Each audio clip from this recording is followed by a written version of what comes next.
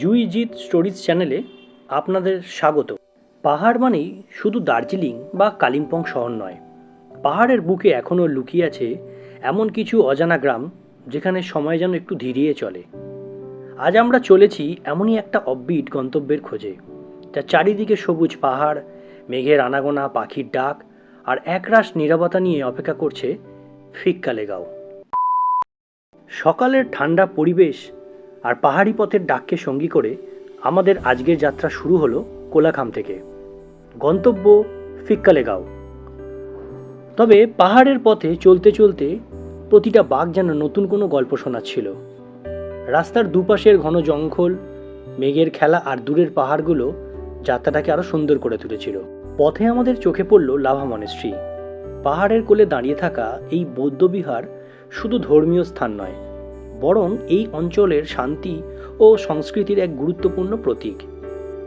এবং চারিদিকের পরিবেশ, লাভা শহর, এই সব কিছু নিয়ে এই চারিদিকের সুন্দর পরিবেশ দেখে সত্যি মনোমুগ্ধকর হয়ে যায়।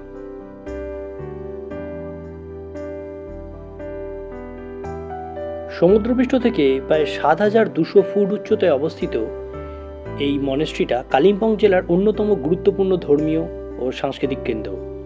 ২০০২ সালে প্রতিষ্ঠিত এই মনেস্ট্রির আসল নাম হল কাগ্যু থেংচেং লিং মনেস্ট্রি। তিব্বতী বৌদ্ধ ধর্মের কাগ্যু সম্প্রদায়ের অনুসারীরা এখানে ধর্মচর্চা করেন, আর দূর থেকেই এর রঙিন স্থাপত্য আর প্রার্থনার পতাকাগুলো চোখে পড়ে।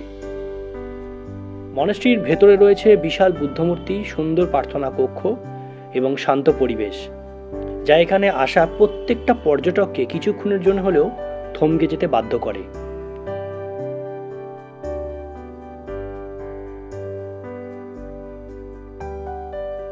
কিছুক্ষণ সেই সৌন্দর্য উপভোগ করে আবার আমরা রওনা দিলাম আমাদের পরবর্তী গন্তব্য ফিক্কালেগাঁওর উদ্দেশ্যে। তবে ফিক্কালেগাঁও যাওয়ার আগে আমরা আরেকটা জায়গায় যাব, সেটা হচ্ছে ডেলো। প্রায় ৫,৫৯০ ফুট উঁচুতে এই ডেলো শহর কিন্তু অবস্থিত। এটা কালিম্পংয়ের সর্বোচ্চ পয়েন্ট হিসেবে পরিচিত। আমি এর আগে ঘুরে গেলেও ওর ঘোরা হয়নি, তো এই জন্য ট্যুরটা রেখেছিলাম যে ডেলো পার্কে ঢুকবো, একবার দেখিয়ে দেবো সেই বিখ্যাত ডেলো পার্ক। আর যাই হোক, এখন ওপরের দিকে যাচ্ছি, ওখান থেকে একটা ভিউটা খুব সুন্দর আছে। কিন্তু এখন তো পুরো চারিদিকে মেঘ, সাদা তুলোর মতো মেঘ ঘুরে বেড়াচ্ছে, নাহলে কিন্তু এখান থেকেও ভিউটা কিন্তু খুব সুন্দর আসে। ব্রিটিশ আমলে এই পাহাড়ের উপরই একটা জলাধার তৈরি করা হয়েছিল, যা এখনও পর্যটকদের কাছে অন্যতম আকর্ষণ। এখান থেকেই কালিম্পং শহর, তিস্তা উপত্যকা এবং পরিষ্কার দিনে দূরের কাঞ্চনজঙ্ঘার এক অপূর্ব দৃশ্য দেখা যায়।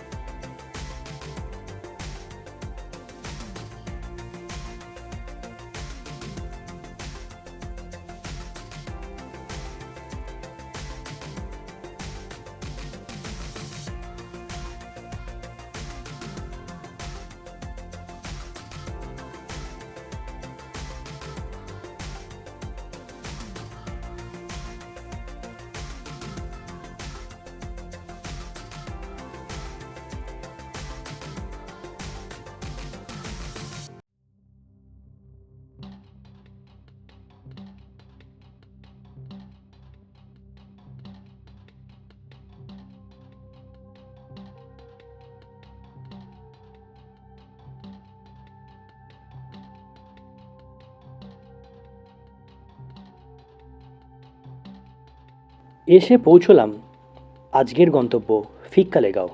ফিক্কালেগাঁওতে ঢুকেই আমরা সবার আগে কী করলাম, লাঞ্চ করে নিলাম, কারণ যা হয় এখানে ঢুকতে বেলা হয়ে গেছিলো। আর এইরকম হোমস্টেটা আমরা দেখিয়ে নিচ্ছি, আর এই হচ্ছে রুম।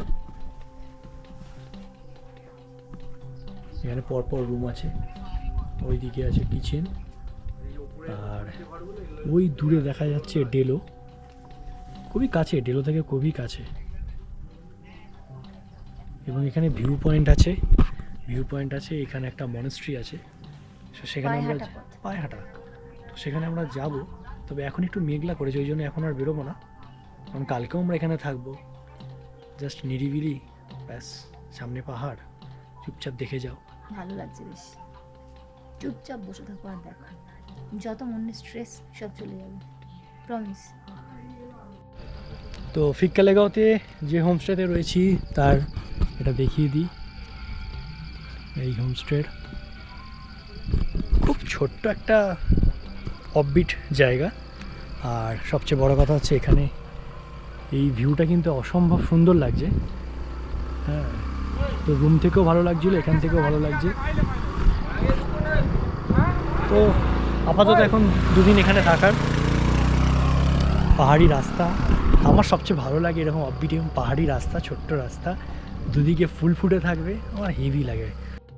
এই ফিক্কালেগাঁওতে থেকেই খুব সহজে ঘুরে দেখা যায় ডেলো পার্ক, ডিউডালি ভিউ পয়েন্ট, ইচ্ছেগাঁও, রামধুরা এবং কালিম্পং শহরের বিভিন্ন দর্শনীয় স্থান। গ্রামের মানুষজন অত্যন্ত আন্তরিক ও অতিথিপরায়ণ। হোমস্টেতে থাকলে স্থানীয় খাবারের স্বাদ, পাহাড়ি সংস্কৃতি এবং প্রকৃত গ্রামের জীবনকে খুব কাছ থেকে অনুভব করা যায়।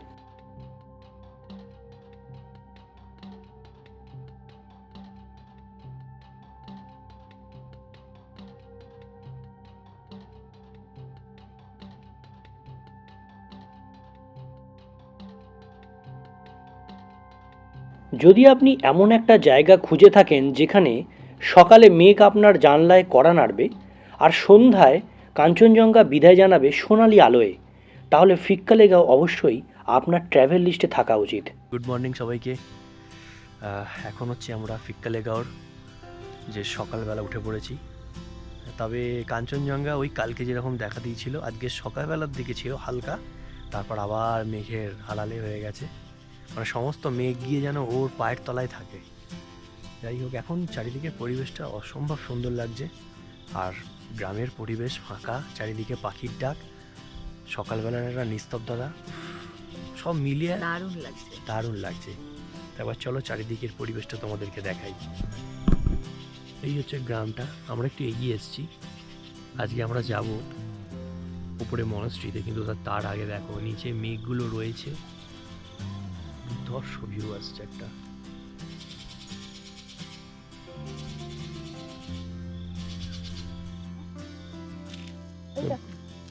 ব্যাস, যেই ফুল দেখলো হয়ে গেল, দৌড়লো। আর ওটা কুমড়ো ফুল গো, কি খুঁজছো? কুমড়ো ফুল না, এটা হচ্ছে পাহাড়ি কুমড়ো। এটা একটা কুমড়ো হয়েছে, এটা হচ্ছে পাহাড়ি কুমড়ো। তা কুমড়ো আর পাহাড়ি আর শহরে কি আছে? না না, পাহাড়ি কুমড়োর মধ্যে একটা পাহাড় টেস্ট থাকবে বেশ, কাঞ্চনজঙ্ঘা মার্কার টেস্ট থাকবে। বুঝতে পেরেছি।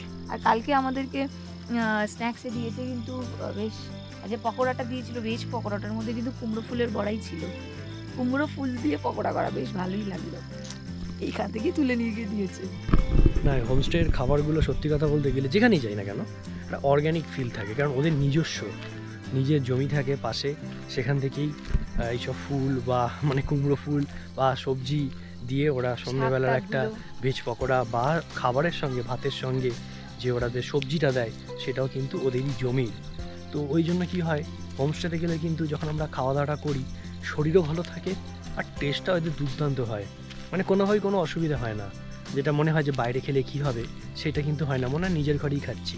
এটা কিন্তু যারা তোমরা অফবিটে আসো, যে কোনো অফবিটে, তারা তোমরা কিন্তু এটা জানো, যে টেস্ট তো হবেই, কারণ কোনো কেমিক্যাল ফার্টিলাইজার না তো, যা দিচ্ছে সব একদম ন্যাচারাল ম্যানুয়ার পুরো উল্টে। আর রাত্রির বেলা তো চিকেনটা অসম্ভব সুন্দর করে এরা, কি যে মশলা দেয় কে জানে।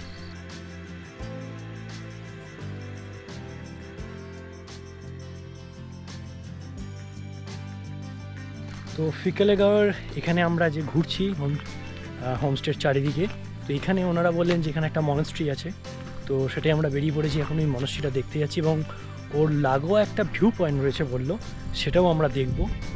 তো যাই এখন আপাতত একটু ওপরে, এবং ওপর থেকে ভিউটাও ভালো আসবে। যদিও কাঞ্চনজঙ্ঘা ওই মেঘের আড়ালেই, মানে হয় মেঘ ওনাকে ঘিরে রেখেছে, আর নাহলে উনি খুব লজ্জিত বোধ করছে, তাই মেঘের আড়ালে নিজেকেই লুকিয়ে রেখেছেন। সুন্দর গ্রামটা দেখা যাচ্ছে, আমরা জাস্ট একটু টার্ন নিলাম পাহাড়ি রাস্তায়, আর হোমস্টেগুলো সব দেখা যাচ্ছে এবং গ্রামটাও পরিষ্কার দেখা যাচ্ছে। তো রাস্তা খুঁজে পাচ্ছিল না, রাস্তা ওই ওপরে দোকান ছিল, জিজ্ঞেস করে আসলো কোথায়, না এই সরু রাস্তাটা দিয়ে বললো একবার ওপরে উঠে দেখতে। আসলে কোনো গেট বা কোনো সাইনবোর্ড কিছু নেই, ফাঁকা রাস্তা এবং লোকও নেই যে জিজ্ঞেস করবো।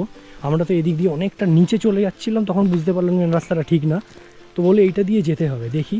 তো তোমরা যারা আসবে তারা কিন্তু এই রাস্তাটা খেয়াল করো, জাস্ট এই যেরকম আসবে, আসার পর এই ছোট্ট রাস্তাটা উঠে যাচ্ছে, এটা খেয়াল করো, এটা নয়। তো আমি যাচ্ছি, দেখাচ্ছি।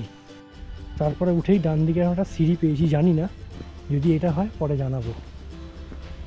তো এইভাবে উঠছি ওপরে কাঠবিড়ালি, এটাই মনে হচ্ছে। এই দেখো ওপরে কাঠবিড়ালি, দেখো কীরকম। তো শেষমেশ ঠিকঠাকই এসছি আমরা। এই সিঁড়িটা ফলো করে যেতে হচ্ছে। একটা টাওয়ার আছে বললো টাওয়ার থেকে বাঁদিকে।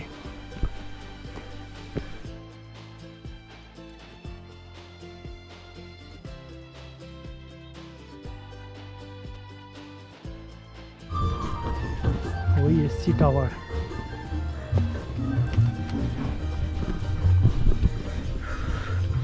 অবস্থা খুব খারাপ, মানে এত উঁচু, শুধু সিঁড়ি দিয়ে উঠেই যাচ্ছি। এই সেই নিচে দেখা যাচ্ছে, এই নিচে দেখা যাচ্ছে ফিক্কালে গাঁও।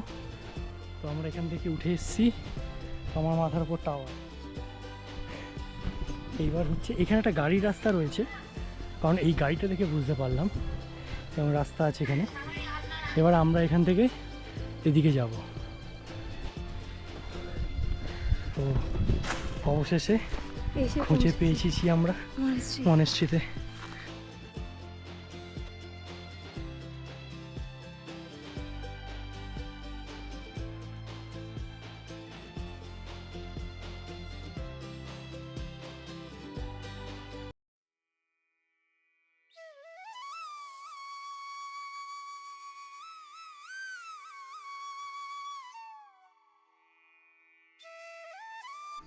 তো এখানে যেহেতু কেউ আসে না চট করে, তো মনেস্ট্রির দরজা বন্ধ ছিল। তো এদের এখানে যারা থাকে তারা আমাদের দেখে বললে একটু দাঁড়িয়ে যান, চাবি নিয়ে আসছে, খুলে দেখিয়ে দেবে।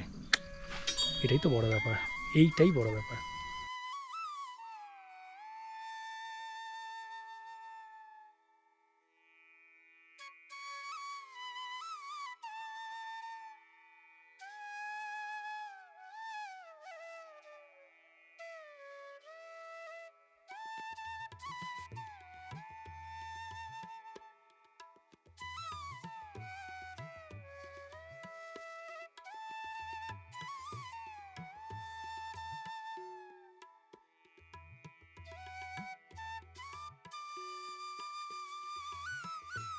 যে পেন্টিংগুলো, এগুলো সব কিন্তু হ্যান্ড পেন্টিং। এখানে কিন্তু উপরে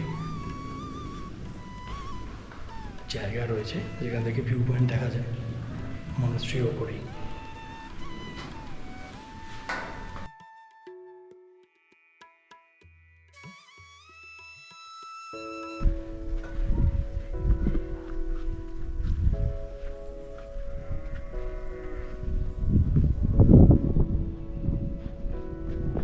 মনেস্ট্রির ওপর থেকেই কিন্তু একটা সুন্দর ভিউ কিন্তু পাচ্ছি, এবং তার জন্য ও খুব ওই বললো আমাকে যে এখানে আসলে ভিউটা পাওয়া যাবে।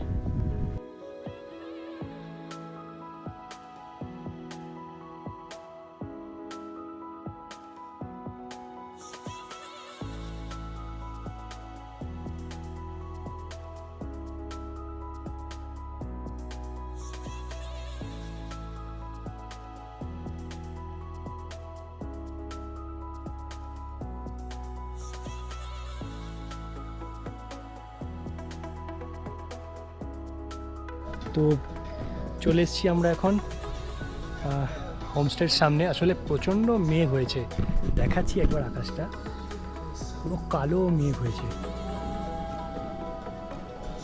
তো ওর পাশে একটা একটা ভিউ পয়েন্ট রয়েছে। তো এই মেঘের জন্য আমরা রিস্ক নিলাম না, কারণ ওটা ওই জঙ্গলের মধ্যে দিয়ে যেতে হয়। তো যদি বৃষ্টি আসে দাঁড়িয়ে ভিজতে হবে, কিচ্ছু করার নেই। তার মধ্যে এরকম ওয়েদারের মানে পাহাড়ে যা হয় আর কি, জোকের খুব উৎপাত হয়। আমরা রিস্ক নিইনি, আমরা চলে এসেছি হোমস্টের সামনে। দুপুরবেলা যদি একটু ওয়েদার ক্লিয়ার হয় আবার যাবো খাওয়া দাওয়ার পর। মনেস্ট্রির ওপর থেকে যে ভিউটা দেখলাম ওটা কিন্তু খুব ভালো লেগেছে, ভালো লেগেছে। তো সেম ভিউই আমরা ওখান থেকে পাবো, সেজন্য একদমই তাই। রিস্ক নিলাম না। আর সবচেয়ে বড় কথা হচ্ছে আজকে ফিকালেগাঁও হয়ে গেলে কালকে আমরা চলে যাব সামালবং, আবার একটা নতুন ডেস্টিনেশন, নতুন অফবিট। অনেকেই গেছো, আবার অনেকেই যাওনি। তো যা হয় আর কি, আমরাও নতুন যাব সামালবং এবং তোমাদের সাথে তুলে ধরবো। তবে আপাতত আজকে ফিক্কালেগাঁও থেকে।